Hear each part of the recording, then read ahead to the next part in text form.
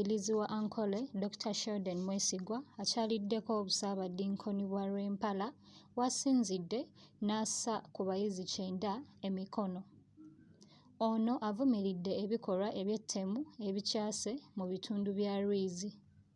Ategeezezza nti ku nsi tebajja na kintu kyonna era ebeemalizaamu bwereere. N'ekyobusaasi kureba ngu omuyanga lyaitu kandi omu kicweka kiitu eki kya Ankole obwisi bubiire bwingi okwitana omu maka abashaija n'abakazi okwitana bakurwanira ebbanja nikishasha munonga bw'okuba egi n'ensi y'enjiri eyabuurirwemu enjiri mbwenu nka kino. Ate Reverend akola ebirungi Herbert Atwoji ow'ekkanisa ya St. Paul Kitumba mu Fort Portal asoomozezza abakristu olw'okweyigiriza empisa ey'okwebaza Katonda ku lw'ebirungi by'abakoledde.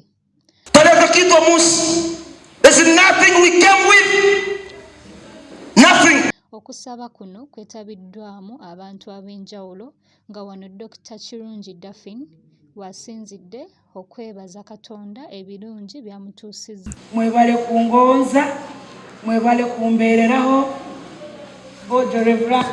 Saako. Mu ngeri y'emu, abavubuka abayimba mu maloboozi aba Amazing Grace Acapella bakungaanyizza ebintu okubaako bye baddiza abalala mu kitundu kino. Gakusomeddwa Catherine Nassozi ku lwa MRU TV.